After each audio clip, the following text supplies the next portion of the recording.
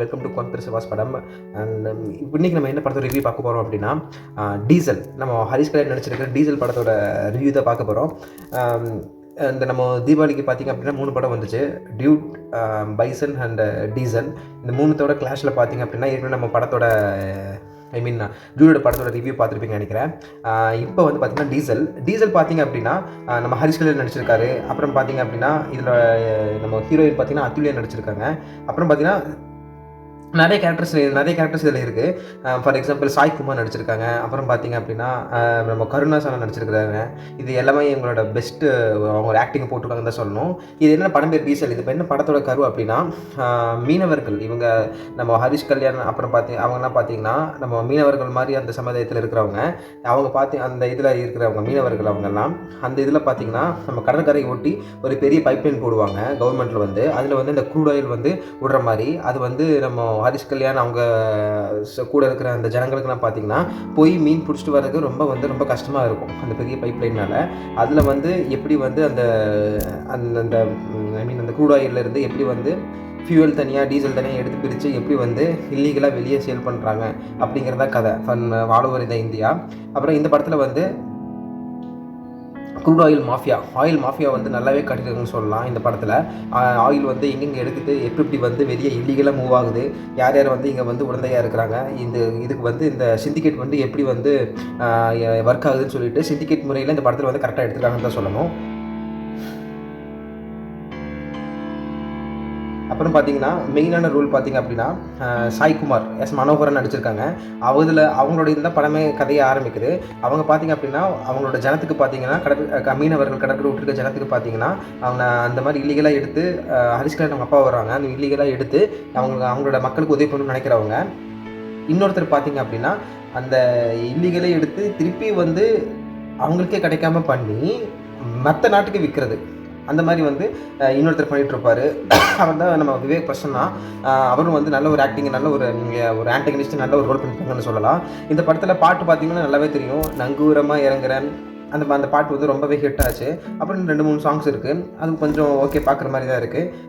அப்புறம் இன்னும் மெயினான கேரக்டர் பார்த்திங்க அப்படின்னா நம்ம கருணாசனான சொல்லலாம். அவர் வந்து இப்போ நிஜமாகவே பார்த்திங்க அப்படின்னா அந்த மீனவர்கள் அந்த கூலி அது மாதிரியே கரெக்டாக ஆப்டான ரோலில் நடிச்சிருப்பார். அவர் வந்து லெஜெண்டுங்க. அவர்னா வந்து சொல்லவே தேவையில்லை. ஹரிஷ் கல்யாண் பார்த்திங்கன்னா இந்த டைம் பார்த்திங்கன்னா நல்ல சாங்ஸ், டான்ஸ் ஸ்டெப்ஸ் எல்லாம் வந்து வேறு லெவலில் மூவ் பண்ணியிருக்காருன்னு தான் சொல்லணும். நல்லாவே டான்ஸ் ஆடிருக்கிறாரு. இந்த மாதிரி கதை பார்த்திங்க அப்படின்னா ஃபர்ஸ்ட் ஹாஃப் பார்த்திங்கன்னா கொஞ்சம் அந்த பிளாட் செட் பண்ணுறது கொஞ்சம் விறுவிறுப்பாக போச்சு.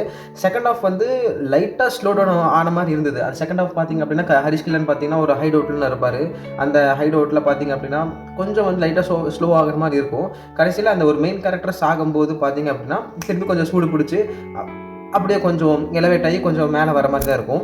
மேக்ஸிமம் வந்து இது வந்து ரெகுலர் படமாக இருந்தாலும் கடைசியில் வந்து ஒரு ஹீரோ எல்லாம் சேர்ந்துட்டு அந்த மேப்பு, அந்த ரூட்டு, அவங்க எப்படி கொண்டு வரணும், போலீஸ் எப்படி இது பண்ணணும், கடைசியில் ஹீரோ என்ன பண்ணுவார்னு சொல்லிட்டு இது மேக்ஸிமம் நிறைய படத்தில் வந்திருந்தாலும் இந்த படத்தோட கரு பார்த்திங்க அப்படின்னா ரொம்ப வந்து டிஃப்ரெண்ட்டாக இருக்குன்னு சொல்லலாம். அந்த ஆயில் மாஃபியா, அந்த சிண்டிகேட்லாம் எப்படி ஒர்க் பண்ணுதுன்னு சொல்லிட்டு இந்த படத்தில் வந்து சூப்பராக காட்டியிருக்கிறாங்க. ஆயில் மாஃபியா அப்படின்னா வந்துச்சு அப்படின்னா நம்ம தமிழ் படத்தில் இதை எடுத்து காட்டலாம். டீசல் இதில் எப்படி வந்து ஹரிஷ் கல்யாண் ஒரு கூலியாக இருந்துட்டு அவர் வந்து எப்படி ஜனங்களுக்கு வந்து நல்லது பண்ணுறோன்னு நினைக்கிறாரு, அவங்க அப்பா மாதிரி சாய்குமார் மாதிரி. அப்புறம் இதுக்கு ஆப்போசிட்டில் வந்து இன்னொருத்தர் வந்து பத்தான் கம்பெனிஸ்க்கு வந்து எப்படி வந்து இந்த க்ரூடாயில் நம்ம அவங்க ஜனங்கிட்ட இருந்து பிரித்து அந்த இடத்துல வந்து பெரிய ஹப்பு கட்டணும்னு சொல்லிட்டு ஆன்டகனிஸ்ட் நினைக்கிறது இருந்தாலும் சரி. இது ரெண்டுமே பார்த்திங்க அப்படின்னா இதை 1-1 வெர்சஸ் பார்த்திங்க அப்படின்னா நல்லாவே கொண்டு போயிருக்காங்கன்னு தான் சொல்லணும். அடுத்தடுத்து என்ன நடக்க போகுது அப்படின்னு சொல்ல தெரியாமல் தான் இருக்குது. சில ரொம்ப ட்விஸ்ட் இல்லாட்டி கூட ரொம்ப அடுத்து என்ன நடக்க போகுதுன்னு தெரியாமல் தான் இருந்தது. அதை பொறுத்த மட்டும் இந்த படம் வந்து ஒரு ஒன் டைம் வாட்சபிள் மூவியாக தான் இருந்தது. சூப்பராக இருந்தது. ஹரிஷ் கல்யாண் அன் ஆக்டர் வந்து நல்லா பண்ணியிருக்கிறாரு. இன்னொருத்தர் வினய்.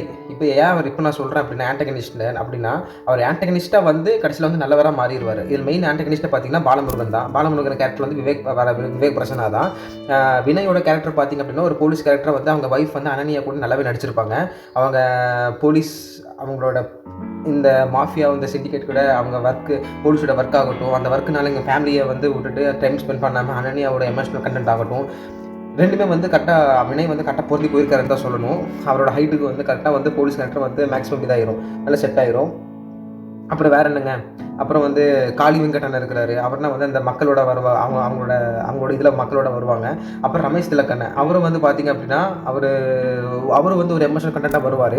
இவங்க எல்லாருமே பார்த்தீங்கன்னா, இந்த கேரக்டர்ஸ் எல்லாமே டக்குன்னு பார்த்த உடனே பார்த்தீங்கன்னா, இவங்கன்னா வந்து ஒரு கஷ்டப்படுற ஒரு சமுதாயத்தில் இருக்கிற ஒரு ஜனம் தான்டா, ஒரு மீனவர்கள் மாதிரியே இருப்போம்டா அப்படின்னு சொல்லிட்டு சொல்கிற மாதிரி அந்த கேரக்டர்ஸ்லாம் வேறு லெவலில் நடிச்சிருப்பாங்க கைஸ் இவங்கெல்லாம். அதுதான் வந்து இந்த படத்தோட வெற்றின்னு நினைக்கிறேன் நான்.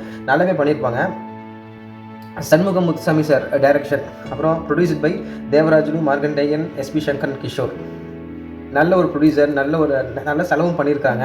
இந்த படத்துக்கு என்ன பட்ஜெட்டோ கரெக்டாக செலவு பண்ணியிருக்காங்க.